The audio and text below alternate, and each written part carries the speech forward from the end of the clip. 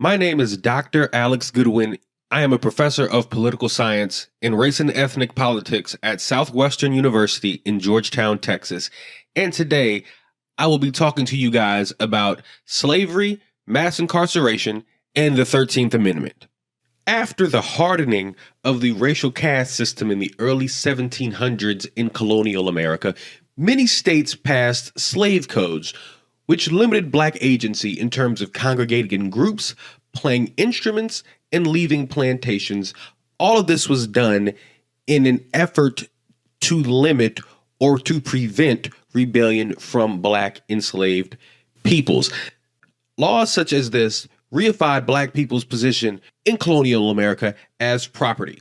And had some of the founding fathers had their way, it would have always stayed that way. Simply put, a few short years after espousing democratic ideals in the Declaration of Independence, such as all men are created equal with unalienable rights of life, liberty, and the pursuit of happiness, Thomas Jefferson, in his Notes of the State of Virginia, argued that African Americans and white Americans could not function in a free society together, and it would inevitably lead to a race war. Jefferson said, and I quote in Notes of the State of Virginia, "It will probably be asked, why not retain and incorporate the Blacks into the state and thus save the expense of supplying by importation of white settlers the vacancies they will leave? Deep-rooted prejudices entertained by the whites, 10,000 recollections by the Blacks of the injuries that they have sustained, new provocations, the real distinctions which nature has made, in many other circumstances will divide us into parties and produce convulsions which will probably never end, but in the extermination of one race or the other." To avoid a race war, in Jefferson's opinion, his alternative would be to emancipate African Americans during a slow and deliberate process and eventually have them colonize a foreign land. Questions regarding slavery and the long-term role of African Americans in this nation would go on to dominate the Constitutional Convention of 1787. States that allowed slavery, primarily in what is now known as the Deep South, benefited economically from this agricultural labor from enslaved African Americans. The states who banned slavery, they didn't do so because they believed African Americans were equal to white Americans, but really did so more on moral and pragmatic reasons. They believed that slavery was morally wrong in the country that espouses principles such as all men are created equal, yet they owned other people and treated them as chattel. They believed that to be a fundamental contradiction. But the issue of slavery really wasn't an issue that either side was willing to budge on. So the South Carolina delegation at the convention openly said that they would leave the Constitutional Convention if there was any real effort to abolish slavery. Additionally, the southern states wanted their enslaved populations to count towards their proportional representation in the House of Representatives.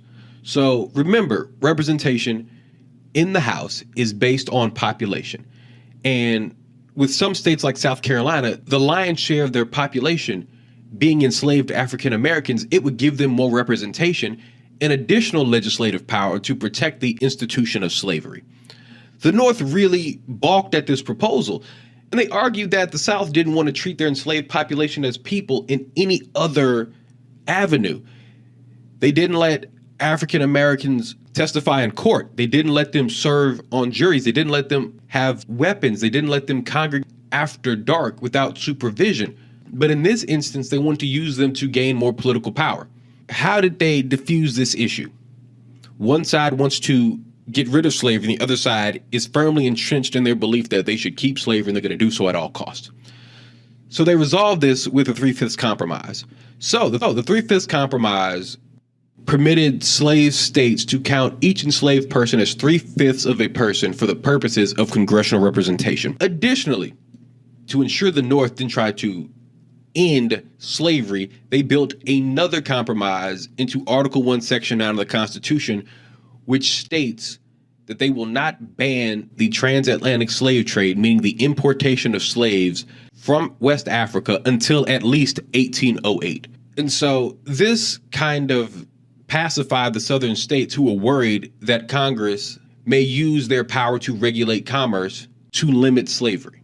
As you can see, the issue of slavery was one and was such a huge wedge issue that if it was truly dealt with at the Constitutional Convention, there are serious questions on if there would have been a country at all. But the unwillingness to deal with the issue of slavery and politicians in the states really kicking the can down the road over and over and over again eventually led to the Civil War.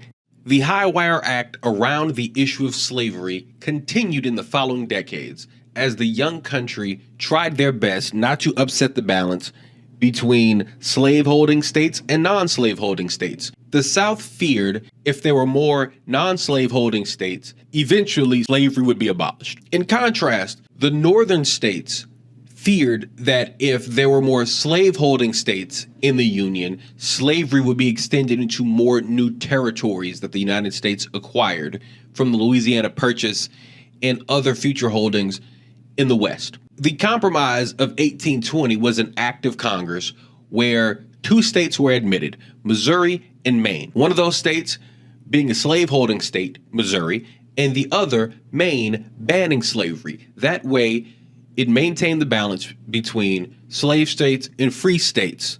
And after that, for every slaveholding state that is admitted to the Union, a non-slaveholding state would be admitted to the Union. Additionally, there was an additional clause that extended freedom to any enslaved person whose owner established residence in a free territory. So, for example, if a slave owner in one of the enslaved African Americans they owned moved from Virginia, which was a slave holding state, to a state such as Illinois, for example, that enslaved person is now free. Also, the Missouri Compromise ruled that there could be no new slave states that were above the 36-30 parallel. In 1854, the Supreme Court ruled in the case of Dred Scott v. Sanford. Dred Scott was an enslaved African American who had moved with his owner across state lines, which included Illinois and Wisconsin, both areas without slaveholding. Upon the death of his owner, Dred Scott sued the state of Missouri, arguing that the provision of the Missouri Compromise that extended freedom to any enslaved person whose owner moved to a state which did not have slavery applied to him, thereby making him a free man. The Supreme Court found that because Dred Scott had previously been enslaved, he did not possess the rights of citizenship and therefore could not sue in federal court. They also declared the Missouri Compromise unconstitutional. This, along with the disaster that was allowing the states of Kansas and Nebraska to vote on if they wanted to be slaveholding states or non-slaveholding states, in which those elections were rife with widespread voter fraud and post-election violence. It was obvious that the issue of slavery was going to tear the Union apart. Abraham Lincoln would win the election of 1860, and he sought to abolish slavery. South Carolina responded by seceding from the Union on December the 20th, 1860. Eventually, 11 states would secede from the Union by the time the first shots were fired on April the 12th, 1861. Abraham Lincoln would then issue the Emancipation Proclamation at the height of the Civil War on January the 1st, 1863. I want you guys to remember this, and this is very, very, very important. The Emancipation Proclamation was largely a wartime strategy. Although Abraham Lincoln is now contemporarily known as the Great Emancipator, Lincoln never sought for African Americans to be full citizens in the United States. In fact, before issuing the Emancipation Proclamation, he met with black leaders at the White House, asking if they would be willing, along with other African Americans once freed at the conclusion of the Civil War, to leave the United States, saying, and I quote, "Your race suffers from living among us, while ours suffer from your presence. It is better for us both, therefore, to be separated." The Emancipation Proclamation freed all enslaved African Americans in states in active rebellion against the Union, meaning that there were enslaved African Americans in states like Missouri, Kentucky, Tennessee, West Virginia, Maryland, and Delaware that were not freed by the Emancipation Proclamation. Effectively, the Emancipation Proclamation impacted enslaved people in states where Lincoln's word had no legitimacy. But in the states where Lincoln and his word had legitimacy, the Emancipation Proclamation effectively did nothing. And he enacted this strategy to encourage enslaved people to escape their Southern owners and join the Union forces fighting the Confederates. The North would win the Civil War, and in an effort to reintegrate the South back into the Union, they institute what is now known as Reconstruction. Reconstruction ensured African Americans' rights were protected and respected, and they did so with federal troops stationed in the South. These policies were supported by radical Republicans. Congress would later propose 3 amendments aimed at extending civil rights to millions of newly freed African Americans. The 13th, 14th, and 15th Amendments to the U.S. Constitution are the product of this effort. The 13th Amendment was ratified on December 6, 1865, and banned all forms of slavery and involuntary servitude. The 14th Amendment granted the full rights of national and state citizenship to all persons born or naturalized in the United States of America. It also guaranteed citizens due process and equal protection under the law. Lastly, the 15th Amendment guarantees the right to vote for black men. The right to vote cannot be denied based on race, color, or previous conditions of servitude. While this amendment protects against discrimination based on race or former status as an enslaved person, it does not protect against discrimination based on gender. This omission was deliberate, as it was believed that the exclusion of women's suffrage from the Reconstruction Amendments would make ratification easier to obtain from the states. In order to ensure the success of these amendments, Southern states were required to ratify them as a condition for admission back into the Union with political representation in Congress. With their rights protected by federal law and by military troops stationed in the South, African Americans took advantage of their new right to vote. They voted in high numbers, they ran for political office, and during this period, more than 800 African Americans were elected to local, state, or national office. However, the freedoms and liberties enjoyed by Black Americans would be extremely short-lived. One thing that is important to note about racial progress in this country, or progress really for any oppressed group in general, is that progress is not linear. Typically, things are 3 steps forward and 2 steps back.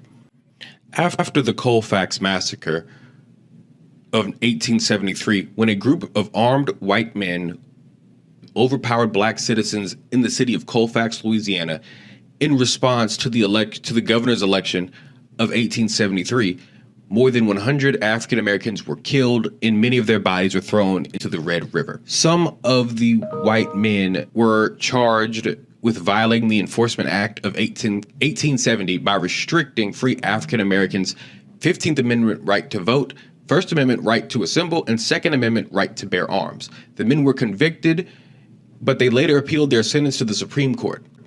And in the case United States v. Cruikshank, the men's convictions were overturned. The High Court ruled that the government could only limit lawful actions of state governments as it related to the Equal Protection Clause and the Due Process Clause of the 14th Amendment, but not of individual citizens.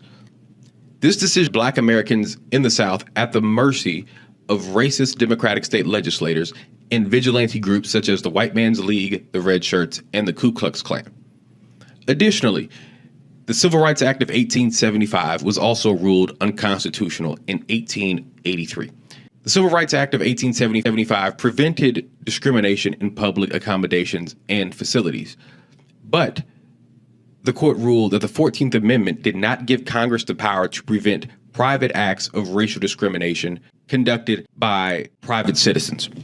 Lastly, after the election of Rutherford B. Hayes, federal troops were removed from the South, effectively ending Reconstruction. The end of Reconstruction resulted in the institution of the Black Codes, which limited Black agency throughout the southeastern United States. So, for example, it was against the law for Black people to speak loudly and impolitely in front of a white woman. It was illegal for Black people to marry or have sexual relationships with white people. The Black Codes also restricted Black people's right to own property. The Black Codes also required African-American men to be employed, and any white person could stop an African-American and to demand proof that they were employed. And if the black person could not produce paperwork proving they had a job, they would be arrested. In more extreme cases, in Opelousas, Louisiana, black people had to have written permission to enter the town, and it required that African Americans be in town after dark only under the supervision of a white resident. The black codes were instituted for two reasons. The first one was to reduce black agency and reassert white supremacy, and secondly, for economic reasons. So it's important to remember, after the Civil War, the South lost their primary workforce, African American enslaved persons. So to get their workforce back, they instituted these laws and used these minor violations to lock African Americans up, and then the state would then lease them out to cotton plantations, steel mills, railroads, and other manual labor projects in a system that became known as convict leasing. Referred to as slavery by another name by author Douglas Blackman, it became extremely lucrative in the southeastern United States. And in the state of Alabama, convict leasing accounted for 73% of Alabama's state revenue in the year 1898.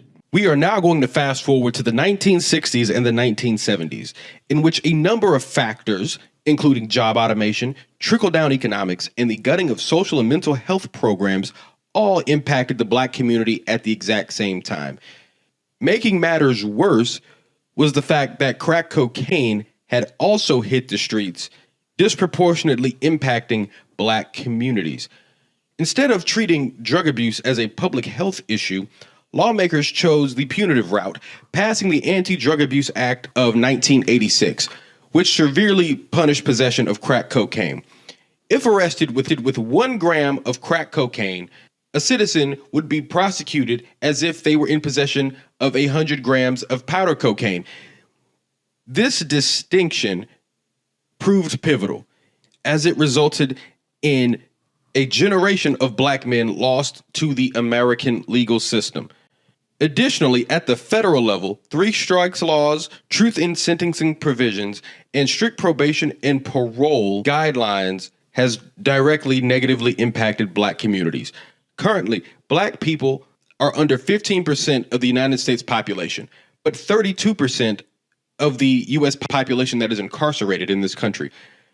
Black people are overrepresented at every level of the American legal system, from incarceration, arrests, traffic stops, and searches.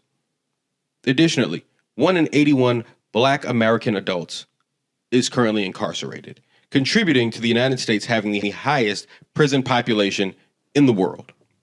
Texas Correctional Industries uses incarcerated men and women who are disproportionately black and brown to make furniture, mattresses, janitorial equipment, barbecue grills, picnic tables, and they also repair and refurbish school buses and auditorium seats, all work done by incarcerated people for no pay, which is a frightening reminder of the relics of slavery in the slave codes and post-Reconstruction of the black codes and convict leasing.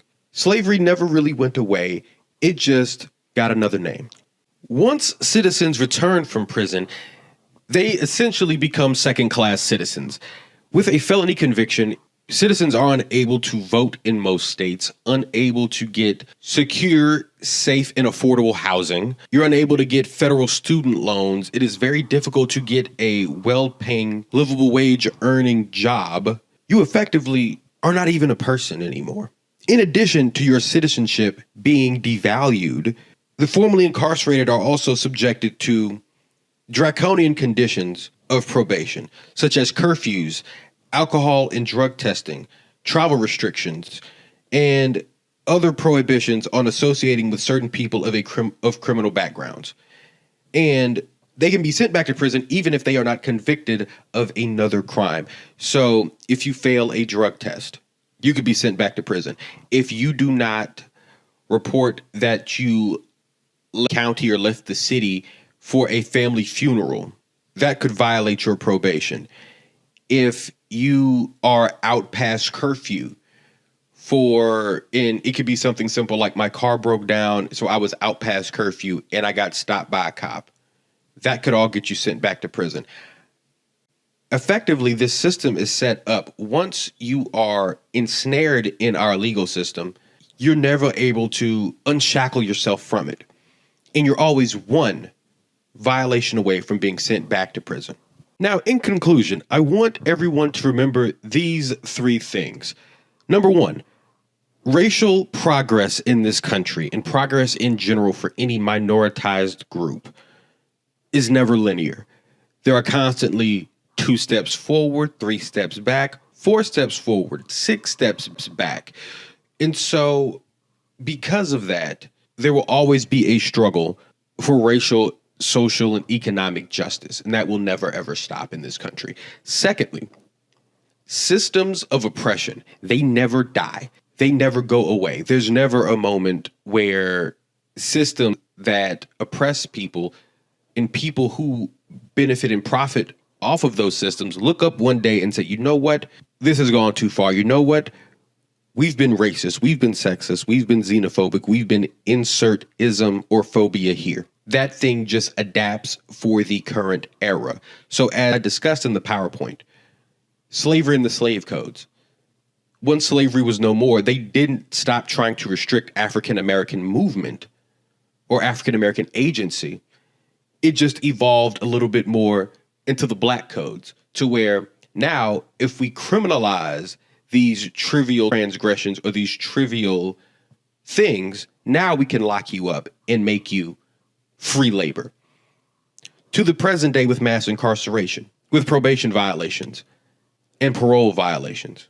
And lastly, black people were never meant to be free in this country. And by and large, we are seen primarily as a labor force which can be used to enrich the rich and the powerful in this country. If you want any more information, you can email me at goodwina@southwestern.edu. Again, my university email is goodwina@southwestern.edu. Thank you so much for your time, your energy, and your attention. And I hope you took something from it. Thank you so much.